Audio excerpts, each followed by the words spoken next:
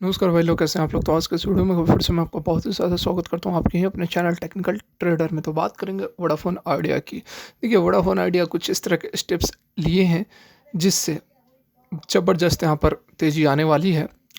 Vodafone idea, Reliance जियो, Bharti Airtel, इनको भी टक्कर देने का पूरा पोटेंशियल रखती है। किस तरह से कौन सी है अपडेट निकल कर आ रही है, सारा कुछ समझेंगे जानेंगे। इससे वीडियो में रिक्वेस्ट रहेगी, यदि वीडियो अच्छी लगे तो लाइक ज़रूर करें, चैनल को सब्सक्राइब करें, बेल आइकन को भी हिट करें और कोई भी इन्वेस्टमेंट या ट्रेड लेने से पहले अपने फाइनेंशियल एडवाइजर खुद के एनालिसिस जरूर करें, क्योंकि सारी वीडियो एजुकेशन पर्पस के लिए बनाई जा रही है। तो चलिए वीडियो को आगे बढ़ाते हैं। तो यहाँ पर आप देख सकते हैं वोडाफोन आइडिया के चार्ट पर हम आ गए हैं और अंडे की कैंडल लगी हुई है। बिल्कुल यहाँ पर एट प्रेजेंट जिस लेवल पर यह स्टैंड कर रहा है, बहुत ही सॉलिड सपोर्ट पर टिका हुआ है। 13.5 रुपये के आसपास आप देख भी सकते हैं चार्ट से, बिल्कुल आपको क्लियर कट यहाँ पर आइडिया मिल रहा होगा कि किस तरह एक सपोर्ट पर यहाँ ट्रेड कर रहा है। कल की जो गिरावट हुई है, देखिए कल हल्की गिरावट रही है, यहाँ पर आप देख सकते हैं। पिछले काफ़ी दिनों से गिरावट हमें देखने को मिल रही है, नॉट एग्जैक्टली कल, ये पूरा रेंज में हमें गिरावट देखने को मिल रही है। और गिरावट का कारण कुछ वैसा कोई निगेटिव न्यूज़ नहीं है, बल्कि न्यूज़ तो काफ़ी अच्छी यहाँ पर निकल कर आ रही है वोडाफोन आइडिया के लिए। लेकिन जो गिरावट हो रही है वह ग्लोबल मार्केट और निफ्टी वगैरह में जो गिरावट बनी हुई है, उसी के कारण हमें यहाँ पर गिरावट देखने को मिल रही है। वैसे कोई निगेटिव न्यूज़ निकल कर नहीं आ रही है। हालांकि यहाँ पर जो स्टेप्स लिए गए हैं, जो इनिशिएशंस लिए गए हैं वोडाफोन आइडिया के द्वारा, काफ़ी यहाँ पर हेल्प करने वाले हैं वोडाफोन आइडिया को आने वाले फाइनेंशियल ईयर में। डेफिनेटली बहुत ज़बरदस्त खबरें निकल कर आ रही हैं। देखिए, यहाँ पर जो बात की जा रही है कि किस तरह से वोडाफोन आइडिया जियो और एयरटेल से भी आगे निकल सकता है।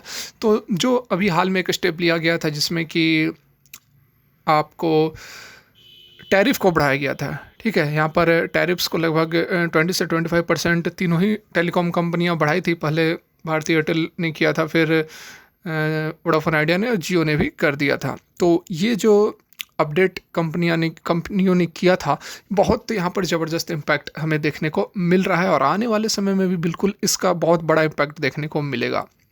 बात करें यदि हम जियो की, तो देखिए टॉप लाइन में 20% हमें इंक्रीमेंट देखने को मिल रहा है जियो में। और वहीं इबिडिटा की यदि बात करें तो 25 से 27% तक हमें इंक्रीमेंट देखने को मिलेगा इबिडिटा में। इबिडिटा मतलब हो गया आपको earning before amortisation tax depreciation, ठीक है। तो ये एक सिंपली अर्निंग का एक आपको इंडेक्स होता है जिसमें कि अमोर्टाइजेशन टैक्स वगैरह को हटा दिया जाता है। ये कुछ टेक्निकल टर्म्स हैं, तो सिंपली आप यहाँ पर समझ ले, इबिडिटा मतलब अर्निंग की बात हो रही है, ठीक है।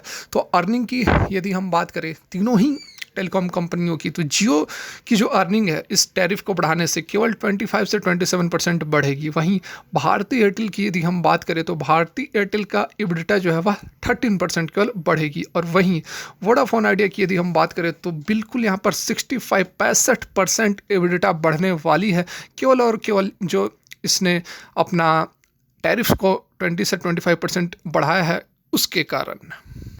यहाँ मैं आप लोगों को दिखा ही देता हूँ, क्योंकि फिर आपको भी कोई डाउट नहीं होना चाहिए। देख सकते हैं जियो की यदि हम बात करें तो केवल जो इबिडिटा है 25 से 27%, एयरटेल की बात करें तो केवल 13%, और वहीं वोडाफोन आइडिया 65% इबिडिटा के साथ यहाँ पर ये जो टैरिफ इंक्रीज़ की गई हैं, इसका इफ़ेक्ट हमें आने वाले समय में देखने को मिलेगा। यहाँ पर देखिए जो अपडेट निकल कर आ रही है, बिल्कुल बहुत ही ज़बरदस्त बातें बताई गई हैं। जैसा कि एट प्रेजेंट यहाँ पर ऑब्लिगेशंस की बात करें तो 22,000 करोड़ के आसपास एनुअल इंस्टॉलमेंट बाकी है आपको स्पेक्ट्रम और एसजीआर लाइबिलिटीज़ का, ठीक है। उसके साथ में कैपेक्स में 7 से 8,000 करोड़ कैपेक्स, जो कैपिटल एक्सपेंडिचर जो एनुअली कंपनी इन्वेस्ट करती है अपने बिजनेस को बढ़ाने के लिए, तो 7 से 8,000 करोड़ लगाने हैं।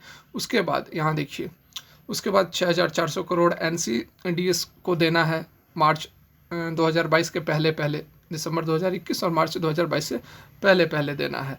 तो यहाँ पर ये सारी जो ड्यूज़ हैं वो एट प्रेजेंट वोडाफोन आइडिया को पे करना है। लेकिन इसके साथ में जो बड़ा रिलीफ है वह है कि मॉरेटोरियम लगाया गया है, तो जिससे 22,000 करोड़ का रिलीफ मिला है, ठीक है। अभी हाल में जो रिलीफ पैकेज आई थी उसमें मॉरेटोरियम लगाया गया है, तो उससे 22,000 करोड़ रुपए रिलीफ मिला है। तो बहुत बड़ा जो भी यहाँ पर 22,000 करोड़ के आसपास का डिफर्ड स्पेक्ट्रम और एजीआर लाइबिलिटीज़ को जो पे करना था, उतना तो लगभग वोडाफोन आइडिया को रिलीफ मिल गया है।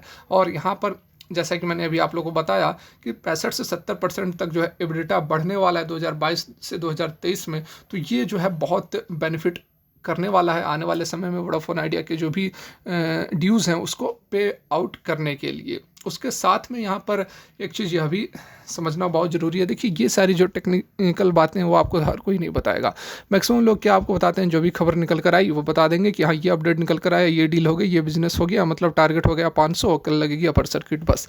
लेकिन कोई भी कंपनी या कोई भी स्टॉक आगे किस तरह से परफॉर्म करेगी, इस चीज़ को समझने के लिए आपको उसका किस तरह से बिजनेस कर रही है, बिजनेस में ग्रोथ है या नहीं, आगे क्या इसके प्लान से, ये आपको समझना काफ़ी ज़रूरी है। तो इस तरह की हल्की एनालिसिस में ज़्यादा डीप में नहीं जाता हूँ क्योंकि फिर आपको बोर लगने लगेगा। इसलिए हल्की फुल्की जो एनालिसिस होती है उसको समझने की कोशिश करें, तभी आप समझ पाओगे कि आगे कंपनी किस तरह से परफॉर्म करेगी।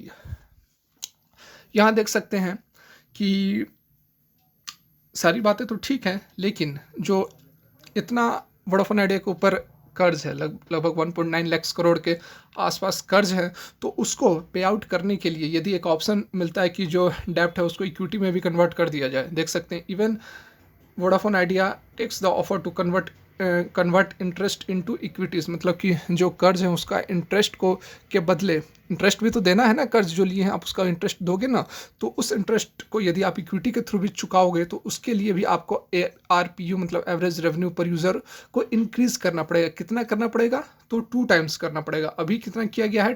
20% किया गया है। 104 के आसपास था तो उसको 20% इंक्रीज़ किया गया है।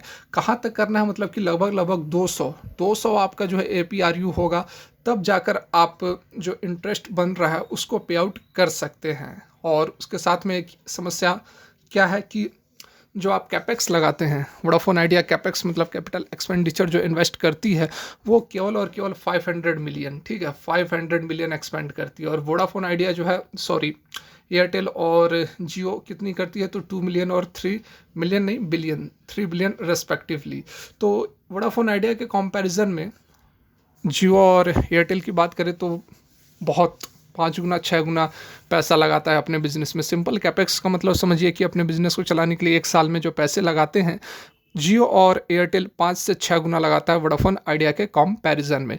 तो इस चीज़ को भी यहाँ पर समस्या आ सकती है। लेकिन अभी जो खबर निकल कर आई है उसमें जो कंपनी के मैनेजमेंट है उसने कहा है कि 2 बिलियन अगले आने वाले फाइनेंशियल ईयर में 2 बिलियन कैपेक्स इन्वेस्ट करेगी वोडाफोन आइडिया बिजनेस में। तो ये बहुत बड़ी ज़बरदस्त खबर निकल कर आ रही है। यहाँ पर आप देख सकते हैं ये वाली जो यहाँ पर बात की गई है, the cash strapped company has low capex, Airtel has over 3 times as much as capex while Jio has 5 times. तो ये वाली जो समस्या है वह यहाँ पर सॉर्ट आउट होते हुए नज़र आ रही है, क्योंकि लगभग एयरटेल के इतना ही कैपेक्स अब इन्वेस्ट करने वाली है वोडाफोन आइडिया भी। अब पैसे कहाँ से आएंगे, तो इसका भी यहाँ पर सॉल्यूशन है कंपनी के पास। जो इसके प्रमोटर हैं KM बिरला और UK के जो इसके प्रमोटर हैं, ये दोनों तैयार हो गए हैं पैसे डालने के लिए, इन्वेस्ट करने के लिए। और ये कोई वैसी अफवाह वाली खबर नहीं है, उड़ती हुई खबर नहीं है, बिल्कुल ऑफिशियल न्यूज़ है। जो कंपनी के टॉप ऑफिशियल्स हैं उन्होंने बताया है। तो सारा प्लान यहाँ पर तैयार है, बिल्कुल यहाँ पर आप होल्ड करके रखें। पहला टारगेट है 21 रुपीज़ का, उसके बाद मैं फिर जिस तरह का माहौल होगा आप लोगों को अपडेटेड रखने की ज़रूर कोशिश करूँगा। यदि यह वीडियो अच्छी लगी, मेरा प्रयास आप लोगों को अपडेटेड रखने का अच्छा लगा, तो एक लाइक ज़रूर करो, चैनल को सब्सक्राइब कर ले ताकि ऐसी लेटेस्ट और जेन्युइन इन्फॉर्मेशन आप कभी भी मिस ना करें। फिलहाल के लिए वीडियो यहीं तक, धन्यवाद।